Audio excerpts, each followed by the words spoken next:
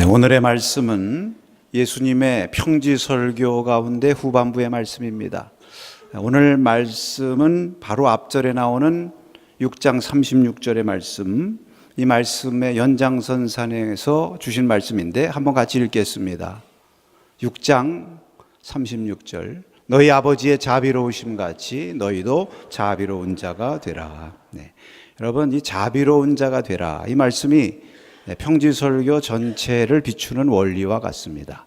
평지설교의 교훈은 사실 산상수훈에 비하면 길지 않습니다. 두 가지로 요약할 수 있어요. 하나는 원수를 사랑해라, 지난 시간에 살펴봤죠. 또 하나는 오늘 살펴본 것처럼 비판하지 말아라. 근데 그 중간에 연결하는 말씀이 자비로운 자가 되라. 그러니까 자비로운 자가 될 때에 원수 대적도 사랑할 수 있고 박해하는 자를 위해서 기도할 수 있죠. 또 자비로운 그러한 마음을 가질 때 비판도 이길 수가 있고 비판하는 것을 절제할 수도 있는 것입니다. 오늘 이 말씀을 보면 사실 비판하지 말라는 말씀 외에 여러 가지 말씀을 기록하고 있습니다만 그 전체 흐름은 비판하지 말라는 내용의 설명입니다. 예수님께서 이 비판하지 말라는 말씀을 하시고 그 비판의 의미에 대해서 말씀하시고 또 왜 비판하지 말아야 되는가 하는 그 이유를 하나씩 깨우쳐 주시면서 말씀하셨습니다. 그래서 여기 37절 38절에 보면 비판하지 말라는 말씀 뒤에 또 정죄하지 말아라, 용서해라, 또 주어라, 헤아리지 말아라, 이런 말씀들이 다 이 비판에 대한 설명이죠. 비판이란 말이 크리노라는 뜻인데 여기에는 선악을 판단한다, 또 정죄한다, 용서하지 않는다, 이런 의미가 담겨 있는 말입니다. 그래서 비판이라는 말도 여러 가지가 있겠습니다만 영어 성경에 보니까 criticize라고 번역하지 않고 judge, do not judge, 재판관 되지 말아라, 이렇게 말씀을 하고 있는 것입니다. 그리고 그 39절 이하의 말씀도 여러 가지 비유를 통해서 제자들을 왜 비판하지 말아야 되는지 조목조목 예수님께서 깨우쳐 주시는 것이죠. 여러분, 우리가 이 말씀을 들을 때 다시금 기억해야 될 것은 이 말씀은 예수님께서 그 사랑하는 제자들에게 주신 말씀입니다. 그 말씀을 들을 준비가 되어 있는 제자들에게 주신 말씀입니다. 예수님 주위에 물론 거기 바리새인들도 있고 또 다른 여러 사람들이 있지만 그 사람들 들으라고 하신 얘기는 아니에요. 사실 바리새인들이 얼마나 예수님 비판했습니까? 예수님 마음속에 그냥 그들을 향해서 비판하지 말라고 하고 싶은 마음이 굴뚝 같으실 거예요. 그러나 그 사람들 들으라고, 바리새인들 들으라고 너희들 왜 이렇게 비판만 하고 사니? 그러면 너희들 벌 받는다, 이런 정죄하는 마음으로 하신 것이 아니라 제자들에게 너희들 비판하지 말아라, 이렇게 말씀하시는 거죠. 제가 왜 이 말씀을 들으냐면 여러분, 이 말씀을 들으면서 오늘 이 말씀을 나에게 주시는 말씀을 우리가 들어야지, 이 말씀을 들으면서 다른 사람 보고 예수님 비판하지 말라고 그러는데 왜 비판하냐고 말이죠. 왜 나 비판하냐 너? 예수님이 비판하지 말라는데 너 벌 받는다, 이렇게 하지 말라는 거죠. 또 오늘 이 말씀 들으면서 그 아무개가 들었으면 좋겠네. 여러분 그런 생각하고 계시죠? 제가 성가대 쳐다보는 거 뭐 여러분들이 그렇다는 얘기 아닙니다. 아무개가 들었으면 좋겠는데 여러분 그러지 말고 나에게 주시는 말씀으로. 왜? 여러분 의도를 알아야 돼요. 주님의 말씀의 의도를 알아야 돼요. 오늘 제목을 비판하지 말라 그리하면까지 제가 썼어요. 그냥 비판하지 말라 하실 수 있는데 그리하면이라는 말을 붙이셨거든요. 또 그리하면이라는 말에 우리가 주목해야 됩니다. 이 그리하면이라는 말 속에 주님께서 말씀하시는 의도가 담겨 있어요. 왜 그러냐? 그리하면 너희가 비판을 받지 않을 것이다. 우리 주님께서는 사랑하는 자녀들이 비판받는 거 원하지 않으시는 거예요. 여러분, 우리 자녀들이 밖에 나가서 누구한테 비판받고 욕먹고 이럴 거 원하는 사람이 누가 있습니까? 다 칭찬받고 좋은 소리 듣기를 원하죠. 그러니까 주님께서도 바리새인들 상관하지 마라. 너희들이 비판받지 말고 너희들이 용서받고 너희들이 축복받고, 여기 주님 마음 표현하는 말씀을 한번 제가 읽어드릴까요? 여기 38절에 보면 주라, 그리하면 너희가 받으리라, 이렇게 말씀할 수 있는데 뭐라고 말씀하세요? 주님께서 주라, 그리하면 너에게 줄 것이니 곧 후히되어 누르고 흔들어 넘치도록 하여 너에게 안겨주리라. 받는 거에 대해서 이렇게 주님 설명을 많이 하신 거 보면 하여튼 제자들이 그냥 훈두로 꽉꽉 채워서 넘치고 또 넘치게 할렐루야 그렇게 받기를 원하시는 거예요. 그래서 그리하면, 그러니까 여러분, 이 평지설교의 처음이 예수님 뭐라고 그러셨어요? 그 주님 앞에 나온 제자들한테 너희들 복이 있다. 너희들 내 앞에 나와서 말씀 들으니까 너희들은 무조건 복이 있다. 이유여와 막론하고 복이 있다. 할렐루야. 복 있는 사람이라고 복을 비셨거든요. 그러한 복 받기를 원하는 마음으로 오늘 이 말씀을 하시는 것, 이러한 주님의 이 배려의 마음, 우리를 위하시는 마음, 이거 들으면서 우리가 말씀 들어야죠. 뭐 이거 가지고 누구를 정죄한다든지 그러한 마음으로 들어서는 안 되겠죠. 여러분 가운데 물론 그런 분들이 한 분도 없으시라고 믿습니다. 자, 여러분, 그런데 이 그리하면이라는 말, 자, 우리가 이제 이런 예수님의 의도가 있다고 말씀을 드렸는데, 또 여기 그리하면이라는 말 속에 보면 이 의도와 함께 또 무엇이 담겨 있느냐면, 왜 예수님께서 이런 말씀을 하시는지 이유가 담겨 있어요. 왜 비판하지 말라고 하시는가? 그 이유, 비판하지 말아라. 그리하면 너희가 비판을 당하지 않을 것이다. 왜 비판하지 말아야 됩니까? 너희가 비판받지 않기 때문에. 반대로 그럼 너희가 비판하면 어떻게 되느냐? 너희 비판받아. 그러니까 비판하지 마라. 이유를 대시는 거예요. 그 왜 이유를 대시느냐?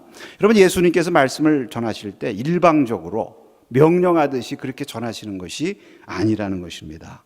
물론 이건 명령형이죠. 또 예수님은 스승이시니까 제자들한테 명령하실 수 있어요. 또 하나님의 아들이시고 권위 있으시니까 얼마든지 명하실 수 있습니다. 너희들 내가 명령하는 거니까 이유 묻지 말고 그대로 따라해. 손해 안 나. 뭐 이렇게 하시면서 말씀하실 수 있지만 그렇게 하시지 않는 거죠. 그리하면 하면서 4번씩이나 반복하면서 제자들을 깨우치시는 거예요. 이렇게 납득시키고 설득시키시고. 왜? 존중하니까. 알아들어야 되잖아요.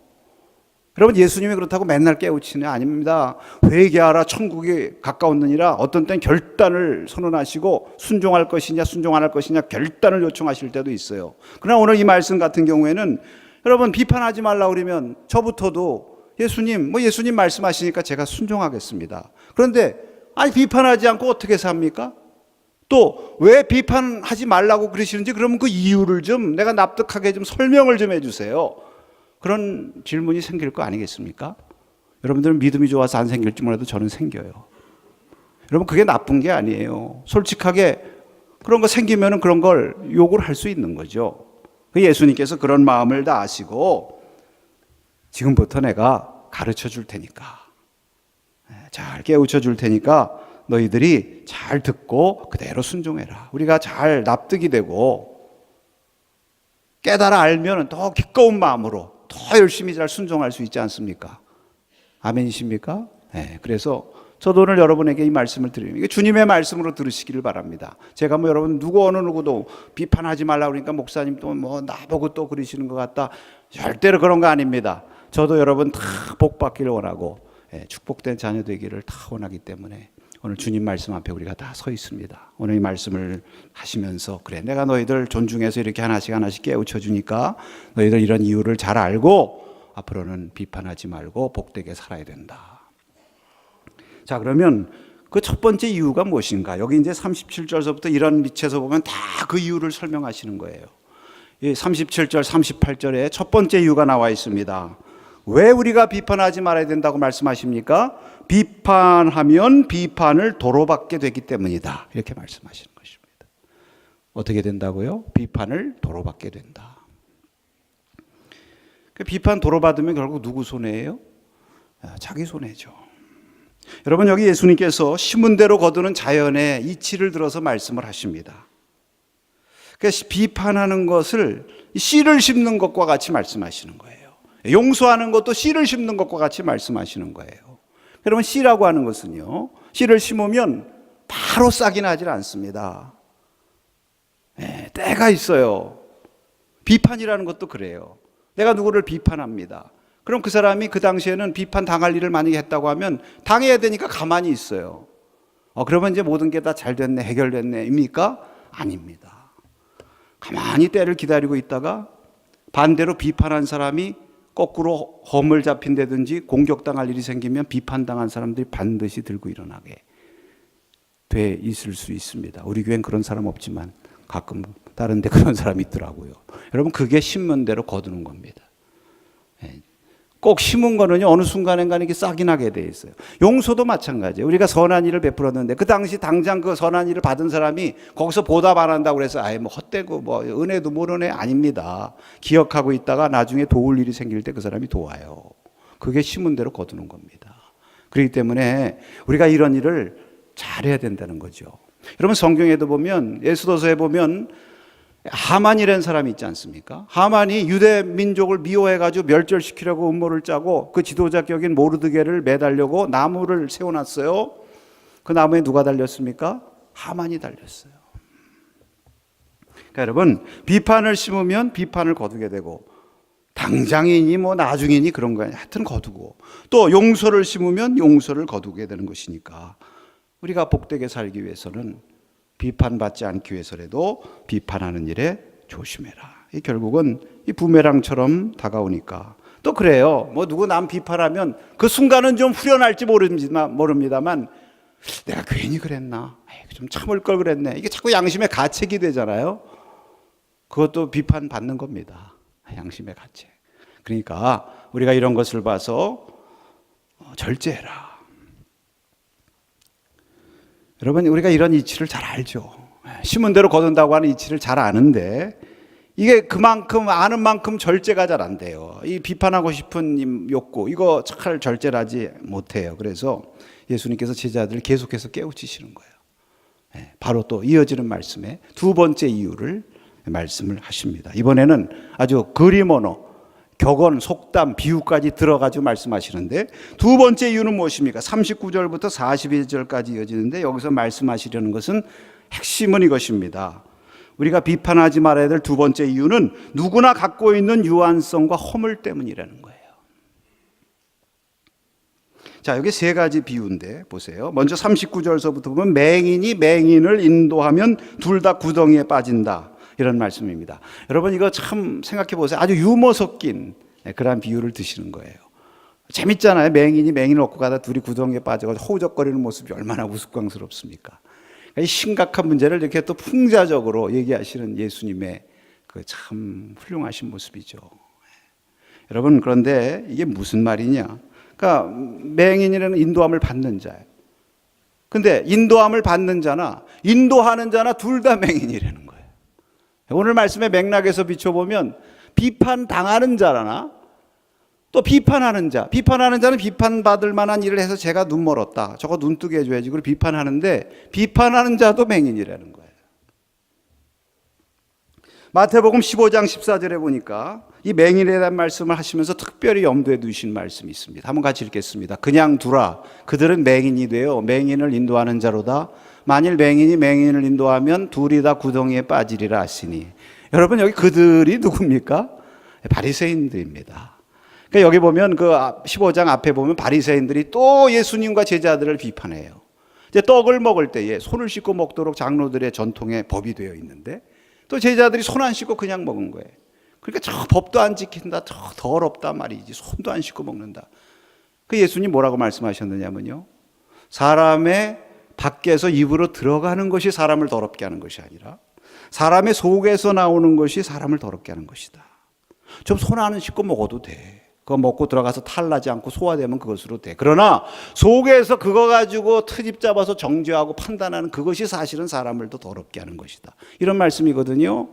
근데 이거 깨닫고 소화를 못 시켰어요, 바리새인들이. 그 다음에 보니까 그거 말씀에 걸려 넘어졌다고 그랬어요.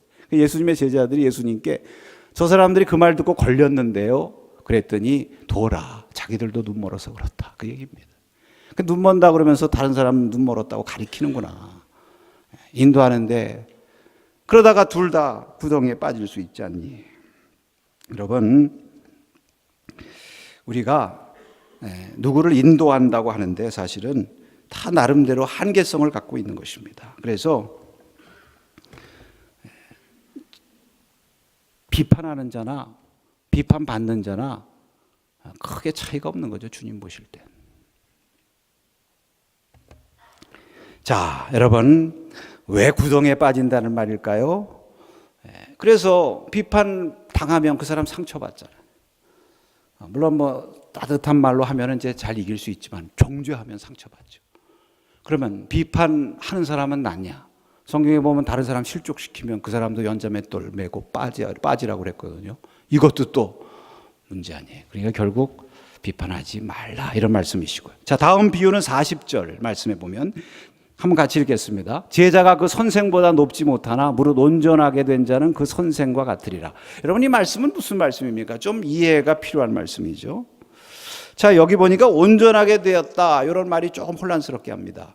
온전하게 됐는데 뭐 선생과 같다는 말은 또 무슨 말인가? 여기 온전하게 되었다는 말은 여러분 다 배웠다 그런 얘기입니다. 그래서 영어 성경에 보면 fully trained 이렇게 되어 있습니다. 완전히 훈련받았다. 여러분, 이제 제자들이 선생보다 못하죠. 그래서 선생 밑에 들어가서 훈련을 받고 배웁니다. 그래서 다 배워요. 훈련 과정이 다 끝나요. 너 이제 나한테 더 이상 배울 게 없어. 그렇게 됩니다. 이제 그렇게 다 배웠다 할지라도 그 선생 같이 된다는 거예요. 우리말에는 사자성어 청출어람이라는 말이 있습니다만 뭐 그런 경우도 있지만 대개는 다 아무리 배워도 선생만큼 되는 겁니다.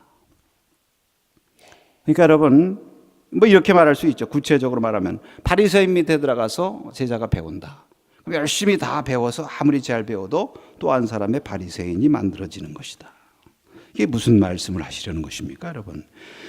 아무리 배워도 결국 그 수준밖에 안 된다? 뒤집어 말하면 아무리 다른 사람을 지도하려고 한다 할지라도 그 수준이 그 수준이라는 거죠.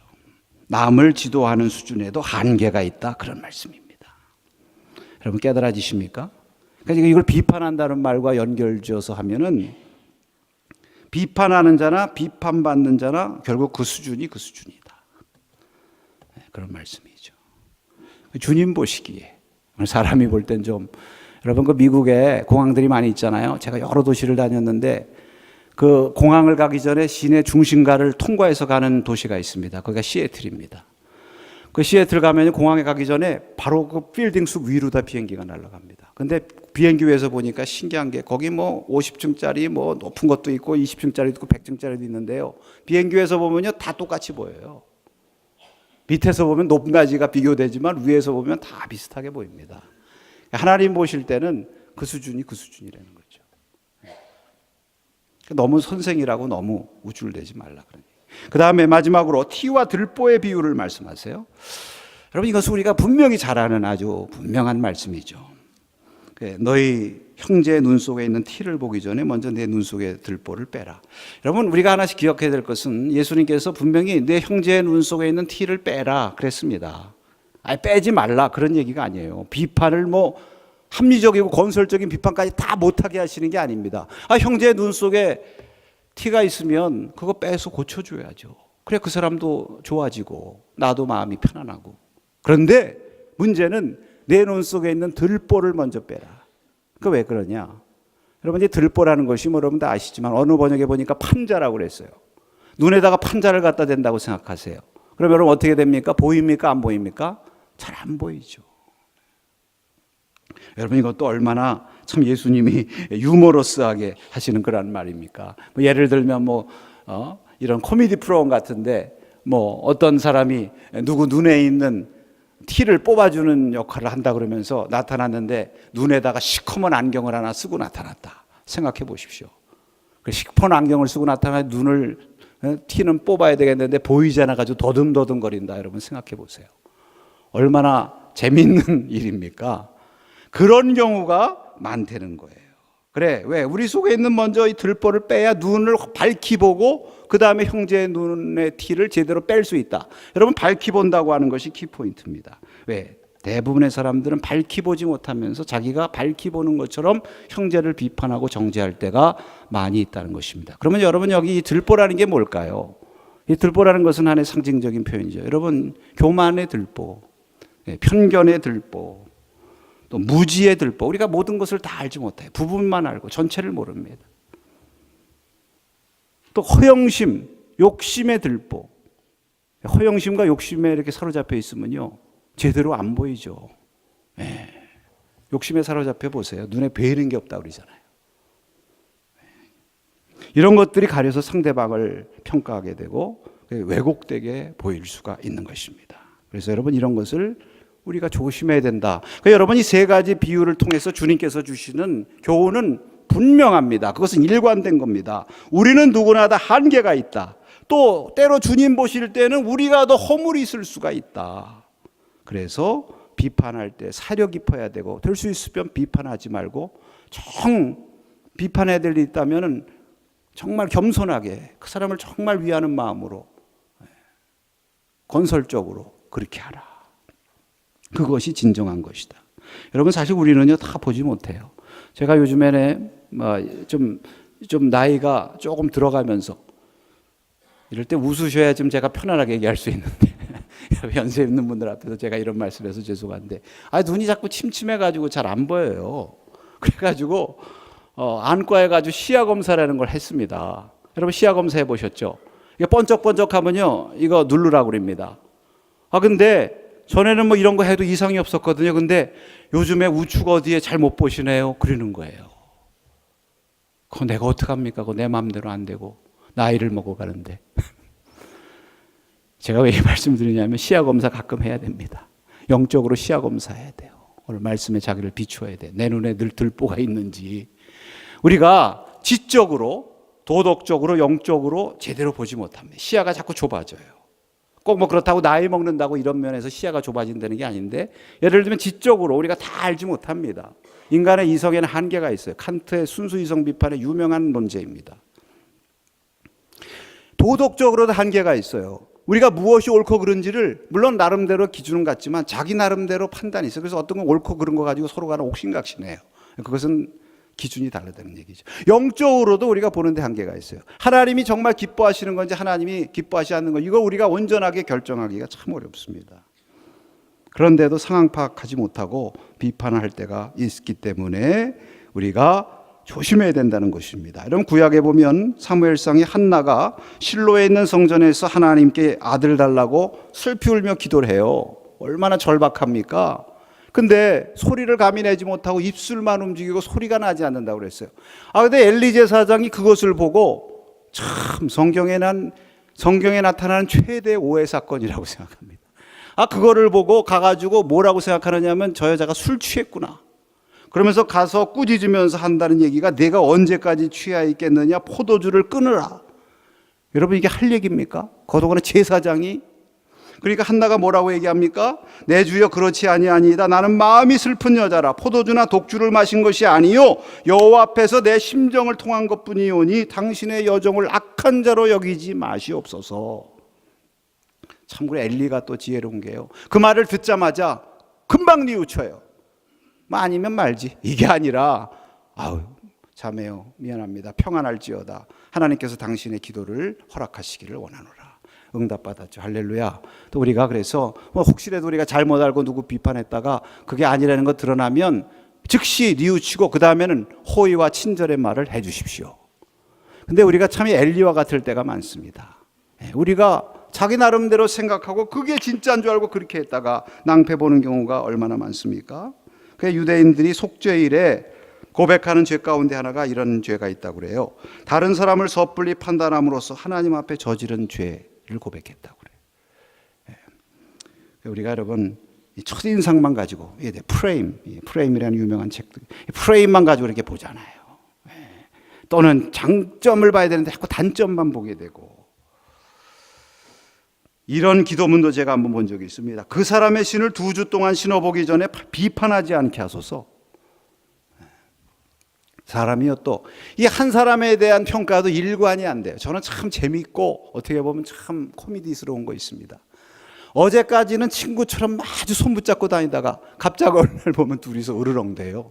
그걸 어떻게 이해해야 될지 모르겠어요. 이게 사람이 한 사람에 대한 평가도 일관되지 않다는 것입니다. 제가 예를 한번 들어볼까요? 제가 잘 아는 어느 분이 계신데 우리 교회 지도자분이에요. 다 나름대로 정치적인 판단이 있습니다. 그래서 어느 유명한 정치인을 되게 싫어해요. 맨날 비판하세요. 저래가지고 정치인들이 안 된다는데 맨날 비판해요. 근데 어느 날서부터 그 사람을 비판하는 게 아니라 우호적으로 좋게 얘기하기를 시작하시는 거예요. 그래서 왜 그런가? 그리고 알아봤더니 어느 만찬장에 참석했는데 그분과 나란히 앉았던 거 한 테이블에. 근데 그분이 자기를 보더니 막 존중하고 칭찬하는 말을 그렇게 하더래요. 그래가지고 내가 잘못 봤네, 사람. 되게 좋은 사람이더라고. 그거 보면 사람이 일관성이 없습니다. 그러니까 뭐 오늘 너무 비판했다고 그거 가지고 죽을 때까지 갖고 가지도 마시고 사람은 바뀌는 겁니다. 여러분, 우리는 다 하나님 앞에서 살아가는 사람들. 우리 종교개혁 500주년입니다만 하나님 앞에서 살아가고 우리 눈이 자신을 보지 못하기 때문에 늘 하나님의 말씀의 거울에 비추어 봐야 돼요. 할렐루야. 구약에 보면 성전에 그 제단에서 제단에 번제물을 드리고 그다음에 제단 앞에 무엇이 있었느냐 하면 거대한 놋대야가 있어요. 그 성전에 제사장들이 들어가기 전에 그 놋대야에서 씻는 기구입니다. 근데 그 놋대야에다가 무엇을 담아놨느냐 하면 물을 담아놨어요. 왜 물을 담아놨느냐? 씻으면서 물에다가 무엇을 보는 거예요? 자기를 보는 것입니다. 우리가 어떻게 씻을 수 있습니까? 거울 봐야 씻을 수 있고요. 그 물 속에 자기를 비추어 봐야 씻을 수 있습니다. 우리가 하나님 말씀 앞에 비추어 봐야 돼요. 왜? 우리 눈이 밖을 향해서 달려 있으니까. 저는 하나님 앞에 가끔 기도할 때 그래요. 하나님 아버지, 눈을 4개만 만들어 주시지. 둘은 밖을 보고 둘은 나를 볼 수 있게 해주셨으면 얼마나 좋았을까요? 그런데 하나님 그렇게 하시지 않고 눈은 바깥을 바라보게 했어요. 그래서 어떤 때는 다른 사람을 보고 불쌍히 여겨야 되는데 예수님은 보시고 불쌍히 여기셨다고 그랬거든요. 근데 불쌍히 여기지 않고 자꾸 판단하고 정죄하기 쉬우니까 대신 무엇을 우리에게 주셨습니까? 말씀의 거울을 주셨습니다. 그래서 말씀의 거울에 자기를 비추어 봐야 됩니다. 여러분, 여기 예수님께서 이 들보 얘기하시면서 계속 뭐라고 말씀하시느냐 하면 형제라는 말씀 계속 쓰세요. 내가 비판하고 판단하려고 하는 그 사람이 다름 아닌 내 형제다. 이거 잊지 말아라. 그런 말씀입니다. 자, 마지막으로 선한 것을 자꾸 마음에 쌓아야 하기 때문에 비판하지 말아라. 그렇게 말씀하십니다. 여기 43절에서 45절까지 좋은 나무와 나쁜 나무에 관한 말씀으로 말씀을 마치십니다. 그 왜 좋은 나무와 나쁜 나무 얘기하시느냐? 여러분, 앞에도 말씀드린 것지만 예수님은 그 사랑하는 제자들이 다 좋은 나무 되기를 원하세요. 여러분, 저는 여러분들이 다 좋은 나무 되기를 원합니다. 혹시 제가 나쁘다는 소리 들어도 여러분은 좋다는 소리 듣기를 원합니다. 진심이에요. 네. 근데 좋은 나무가 되려면 어떻게 되느냐? 자꾸 그 선을 쌓아야 된다는 거예요. 우리가 좋은 나무, 나쁜 나무 되는 걸 스스로는 결정할 수가 없어요. 그러나 우리가 할 수 있는 몫이 있습니다. 그것은 무엇이냐면 우리가 선을 쌓는 것은 우리가 할 수 있는 몫이에요. 악을 쌓을 것인가 선을 쌓을 것인가. 자꾸 비판하고 자꾸 정죄하는 것은 나도 모르게 내 속에다 악을 쌓는 것입니다. 그럼 그 악이 자꾸 쌓여가지고 내 속에 그것이 체질화가 돼가지고 비판의식, 정죄의식이 생깁니다. 비판의식과 정죄의식이 생기면 그 의식으로부터 또 다른 비판과 정죄가 나오는 거. 이런 것을 가리켜서 악순환이라고 그러는 거예요. 근데 우리한테 좋은 것을 자꾸 얘기해서 우리 속에 선한 것, 격려하는 말, 칭찬하는 말 이런 것들이 자꾸 우리 마음속에 선으로 쌓이면 우리 속에 선한 의식이 생겨요. 그러면 선한 의식이 있는 사람에게는 선한 말이 나오게 돼 있어요. 이것은 선순환이죠. 그것이 축복입니다. 그래서 예수님께서는 그렇게 하기를 원하시기 때문에 너희가 선한 것을 쌓아야 되지 않겠니? 그래야 선한 나무가 되고 선한 사람 되니까 비판보다는 용서하는 것들을 쌓아라. 할렐루야. 그래서 우리가 지금까지 누구를 볼 때 좀 더 비판적이고 덜 우호적으로 이렇게 보았다면 이 시간에 말씀을 들었으니까 주여 내가 주님을 말씀을 듣고 이제 말씀에 나를 비추었으니 내가 이제부터는 좀 덜 비판적이고 다른 사람을 볼 때 더 우호적으로 호의적으로 볼 수 있도록 주여 나의 눈을 뜨게 해주십시오. 그렇게 기도할 수 있기를 축복합니다. 마지막으로 제가 하나의 시를 인용하고 말씀을 마치겠습니다. 죽기 전에 한 번은 유대인을 만나라. 이런 책이 있죠. 거기 보면 로저 부시라고 하는 분이 쓴 거리에서라고 하는 시가 인용이 되어 있습니다. 그 거리에서라고 하는 시를 여러분 앞에 한번 읽어드리도록 하겠습니다.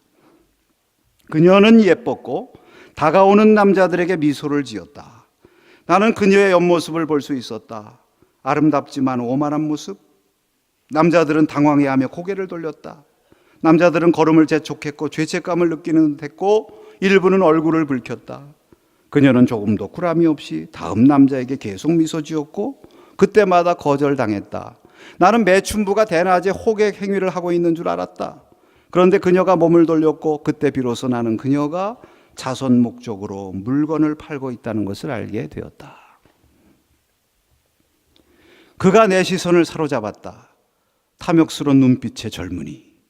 그는 한 늙은 여인의 팔에 걸린 핸드백을 쳐다보고 있었는데 그 안쪽에는 지폐 몇 장이 보였다. 그는 먹이를 쫓고 있었고 그 늙은 여인은 정신없이 윈도우 쇼핑을 하고 있었다. 핸드백을 가로채 달아내겠지 그렇게 생각했는데 아니었다. 젊은이는 말없이 여자 어깨를 두드리더니 핸드백을 가리켰다. 서로 미소를 교환하고 그들은 각자 가던 길을 갔다. 오 주여, 저를 용서하소서. 저를 용서하소서. 저는 왜 항상 당신 자녀들의 나쁜 모습만 생각합니까? 여러분, 비판하지 말아라 하신 주님의 말씀을 여러분 복되게 하시기 위함이고, 여러분이 주라 그래야면 흔들어 넘치도록 하나님이 채워주시라, 하나님의 축복을 비는 그런 말씀이니 오늘 이 말씀을 듣고 여러분 이제는 비판보다는 축복하는 말을 통해서 하나님께 복되게 사시기를 축원합니다. 기도하겠습니다.